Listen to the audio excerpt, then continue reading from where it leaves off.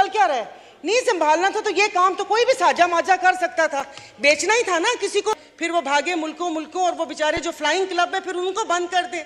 मुझे समझ नहीं आ रही जाने से पहले करना क्या चाहते हैं। नहीं पता चल रहा कि रोजवेल्ट का क्या हुआ, दूसरे होटल का क्या हुआ, ये डीजी कहाँ से। वो मैंने पहले भी बारहा कहा था कि एक सेक्रेटरी जो यहाँ से रिटायर होते हैं आप उनको ओहदा दे देते हैं। फिर अभी डीजी सिविल एविएशन, वो अभी ये पूरी डिटेल मैं आपको दिखा दूंगी कि वो एक नया एक ओहदा तश्कील दिया जा रहा है ना, उसकी वो हुई। मतलब ये चल क्या रहा है? नहीं संभालना था तो ये काम तो कोई भी साझा माझा कर सकता था, बेचना ही था ना किसी को, उधार पर ही देना था कि लीज पर देना था। ये तो मैं भी कर सकती थी, इतना बड़ा खड़ाक फालने की कौन सी जरूरत थी? साइन ही तो करने थे ना। और सर पीआईए को और वो नहीं करे। और अभी जाते जाते एक बिल इन्होंने पास किए पायलट्स को हायर करने के लिए, और उसमें लिखा हुआ है रेटेड पायलट्स, कैडेट पायलट्स नहीं। कैडेट पायलट मतलब जो माँ बाप कोई मुश्किलों से अपने बच्चों को फ्लाइंग क्लब में डाला हुआ है, वो उनको कहाँ से जॉब मिलेगी?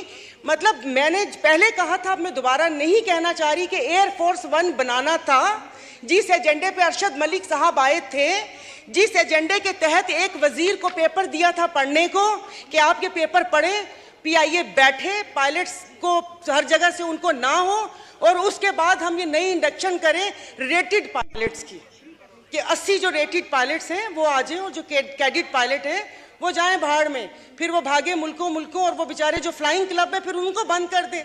मुझे समझ नहीं आ रही जाने से पहले करना क्या चाहते हैं।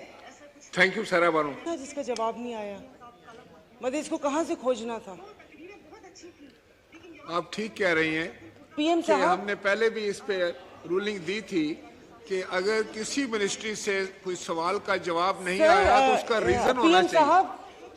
पीएम साहब अस्सलाम वालेकुम।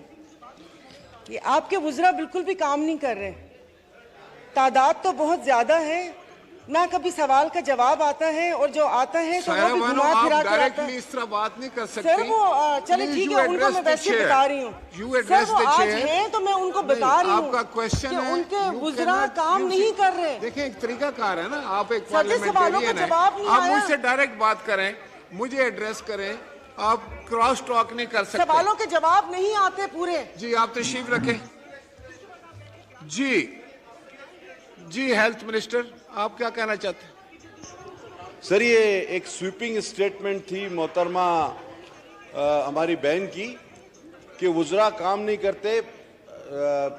मैं सर इतना कहना चाहूँगा कि ये अब 4 साल जिस तरह गुजरे थे और जितना एतराज़ उन नाकारा लोगों पे उठाया गया, और अल्लाह का शुक्र है अगर बारी बारी मिनिस्ट्री की बात की जाए तो मुझे आप वक्त दें कि जो 4 साल में अवामी मसाइल के वो अवामी जो मसाइल बने वो जिस तरह इन चंद माह में हमने हल किए हैं, तो मैं आपको पूरी बात बता सकता हूँ। और सर एक बात और, मैंने पहले भी ये बात की थी, आपने वुज़रा सबका नाम लिया तो लेट मी एक्सप्लेन। वुज़रा एक स्वीपिंग स्टेटमेंट है सर।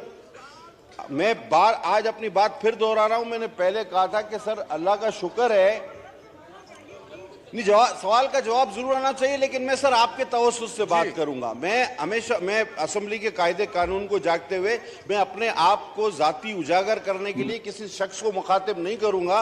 मैं असेंबली के कायदे कानून को मद्देनजर रखते हुए आपके तवज्जुह से बात करूंगा। सर मैंने पहले भी उस दिन अर्ज की कि मुझे बड़ी खुशी होती है कि हमारी वजह से, हमारी अदम एतमाद की वजह से आज हमारी उन बेंचों से उन लोगों के जज्बात और उनका जो टैलेंट है वो उभर कर सामने आ रहा है, और फनकाराना टैलेंट सामने आ रहा है, तकारीर आ रही है। वरना हमारे ये साथी पॉइंट ऑफ ऑर्डर से शुरू होकर वहीं खत्म हो जाते थे, कोई किसी को बात करने का मौका नहीं मिलता था।